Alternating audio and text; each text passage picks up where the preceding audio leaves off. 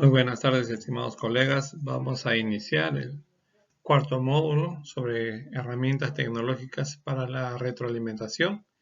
Me parece muy importante empezar con lo que es la retroalimentación, así es que vamos a un poco recordar este tema y afianzar algunos puntos que de repente no son tan álgidos en algún momento, pero vamos a tratar de fortalecerlos, ¿no? Vamos a tocar ahora el tema de la retroalimentación y su impacto en el aprendizaje. Nos preguntamos, como siempre, qué es la retroalimentación, en qué consiste la retroalimentación, ¿no? Es este proceso que damos nosotros los docentes como mediadores, ¿no? En devolverle al estudiante la información, pero descrita, esa información que necesita el estudiante para empezar su logro, ¿no? Para ver cuál es la debilidad, cuál es la fortaleza que tiene. Por eso es que es importante saber que el estudiante necesita esta parte, es la parte primordial para que él sepa cómo va avanzando en su actuar como estudiante, en su actuar en el aprendizaje.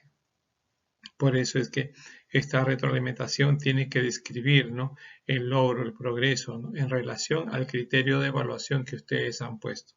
Si es de matemática, tendrá un criterio de matemática, si es de comunicación, un criterio de evaluación, un descriptor que vaya en su rúbrica. De acuerdo a eso se le va haciendo la retroalimentación y el comportamiento del estudiante. Entonces, la retroalimentación, tanto para el docente, puede ser una intervención pedagógica, ¿no?, que utilizamos para ver las evidencias, para analizar esas evidencias, ¿no?, para decirle al estudiante, vas bien, ¿sabes qué? Podrías mejorar en esta parte, podrías ver cómo trabajas, ¿no? Es la intervención del docente, es la reflexión que hacemos con él. ¿Te parece que podríamos mejorar un poco más? Quizás si revisamos otra bibliografía, otra webgrafía, podemos afianzar o mejorar el trabajo, ¿no? El recoger la información, ¿no?, que permita analizar, ¿no?, porque el estudiante va a hacer su trabajo, el estudiante va a investigar. Entonces nosotros necesitamos darle al estudiante esa parte de decirle, ¿no?, cómo va. Ya quedó hace mucho tiempo atrás el detalle de decirle al estudiante, no, sí, muy bien, ya es suficiente, ¿no?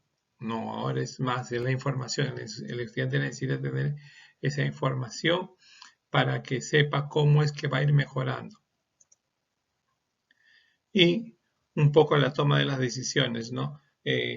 Si sabemos cómo va el estudiante, podemos ir canalizando todas las fortalezas que tiene en función al nivel de logro que nosotros queramos, ¿no? Es importante que el estudiante sepa cómo es que va a ir aprendiendo y la medida que el docente vaya a tomar de acuerdo a ese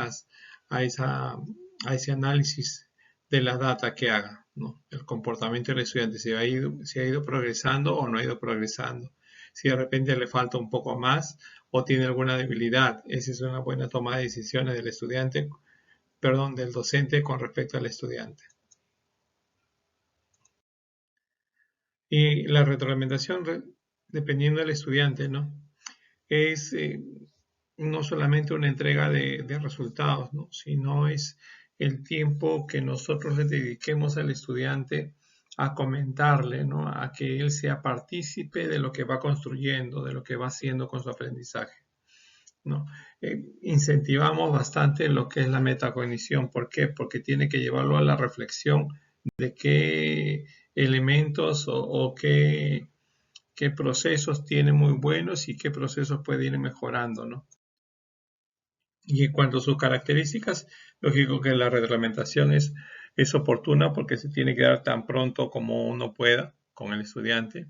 Es equilibrada porque necesitamos darle al estudiante esos refuerzos positivos, ¿no? Desterrar un poco la parte negativa porque de repente el estudiante por partes emocionales tenemos que cuidarlo, ¿no? Entonces darle ese refuerzo positivo que él necesita para sus cosas, ¿no? Y equilibrar de acuerdo al desempeño que nosotros estemos trabajando y de acuerdo al descriptor que nosotros hayamos colocado en la rúbrica o en los criterios que tengamos, ¿no? Es específica porque maneja solamente el comportamiento del estudiante, porque nosotros tenemos que observar, por eso se habla mucho de las experiencias del aprendizaje. El estudiante tenemos que ver cómo el estudiante actúa y se comporta en ese proceso, ¿no? Ahí viene la parte que siempre les comento, ¿no? La que nosotros somos los mediadores. Ahí esa es la etapa álgida que nosotros tenemos que ver. Es objetiva, ¿no? Porque describe el comportamiento, pero no a la persona. Muchas veces nosotros etiquetamos al estudiante. Lo hemos tenido en segundo año de secundaria y en tercer año de secundaria. Ah, ese muchacho no ha estudiado, ¿no? No le damos pie de repente a que de repente ha sido un proceso de resiliencia, o el estudiante ha cambiado o ha mejorado, o en el proceso ha ido viendo él, ¿no? Cómo va cambiando. Entonces, no es tanto al estudiante, a la persona, sino es al comportamiento, a lo que va haciendo el estudiante.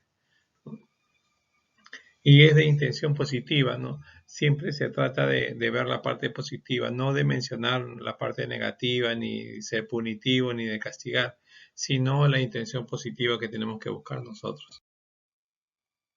Vamos a ver un poco lo que es retroalimentación a distancia, ¿no? Nosotros tenemos que ver los tipos de retroalimentación que tenemos, los tipos de retroalimentación que se manejan, ¿no?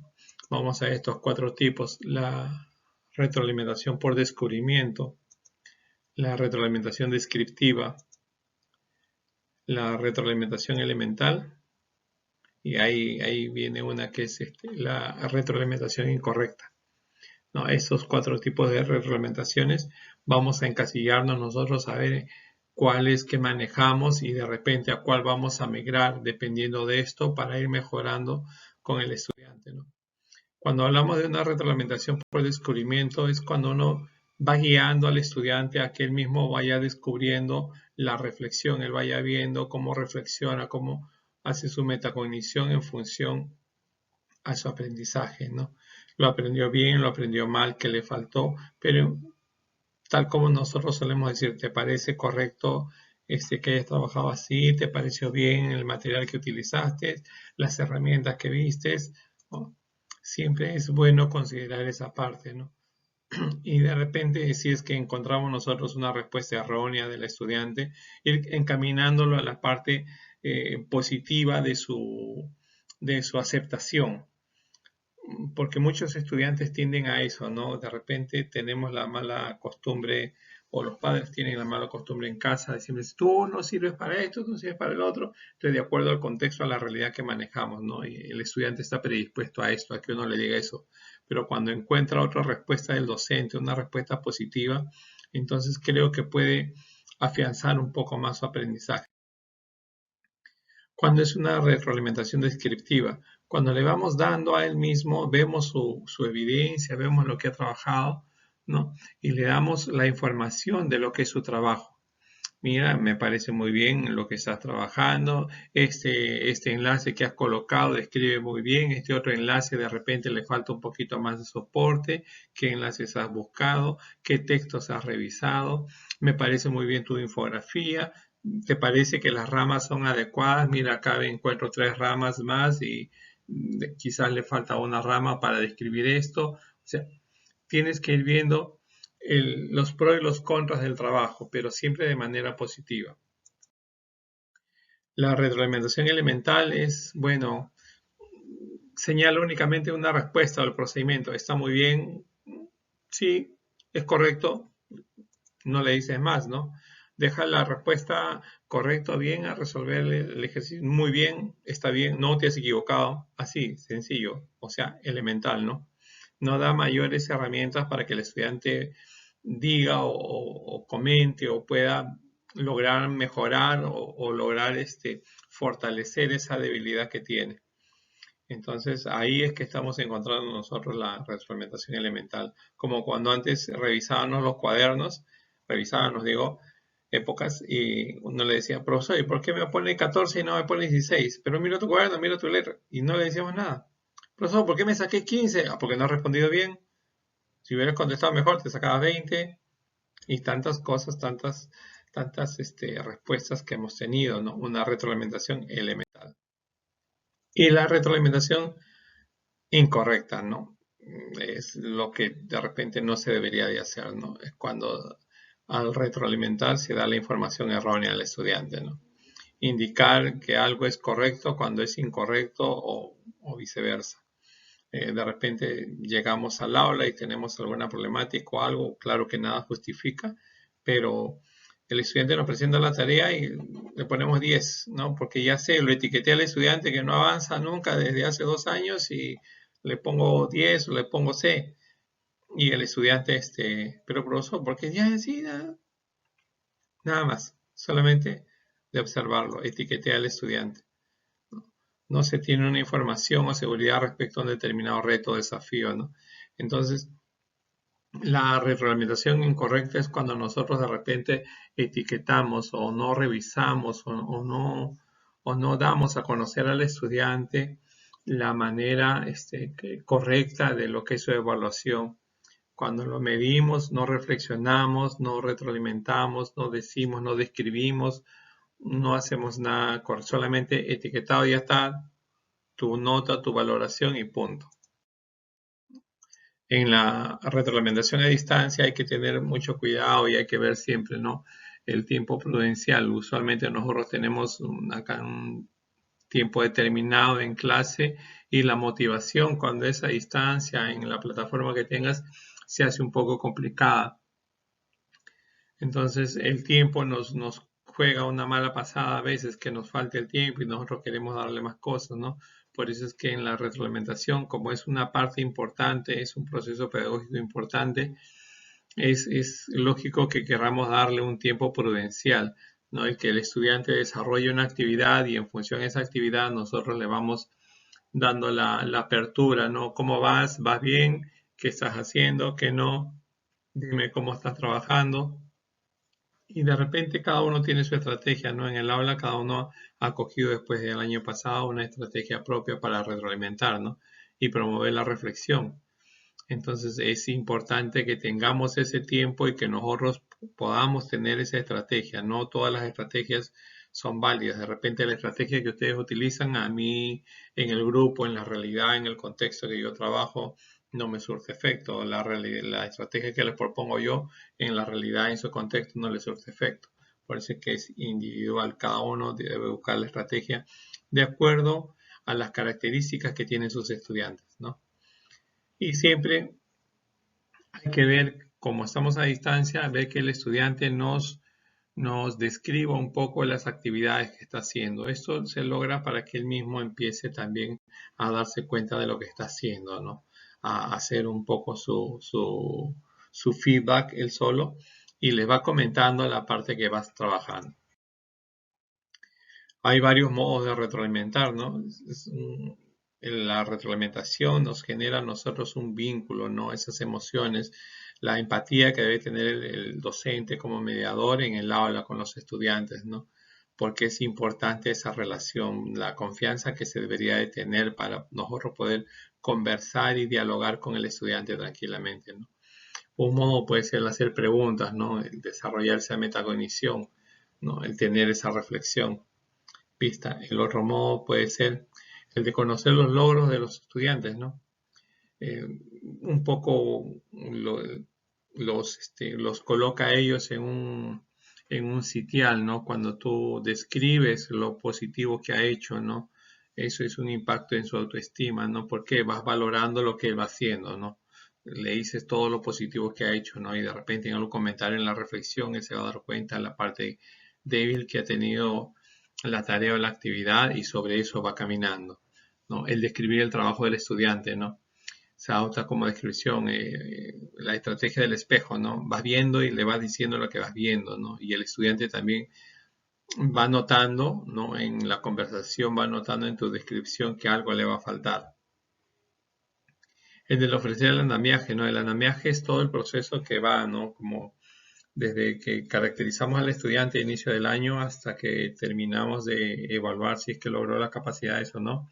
Todo ese proceso es el andamiaje donde el docente va acompañándolo, va haciéndole ver la realidad, va dándole el soporte, va haciendo la reflexión con ellos, va retroalimentando todos sus procesos, ¿no?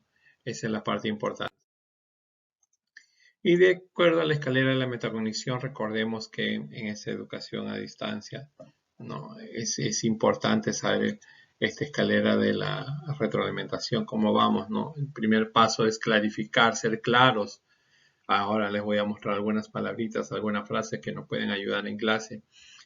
Paso número 2 es el de valorar. Tenemos que valorar al estudiante, saber su potencialidad, saber cómo va mejorando él poco a poco. Y el paso 3 es expresar las inquietudes, tener esa libertad, por eso la empatía, ¿no? Tener esa libertad para que el estudiante pueda conversar con tranquilidad con nosotros. Y el paso 4 es hacer las sugerencias, ¿no?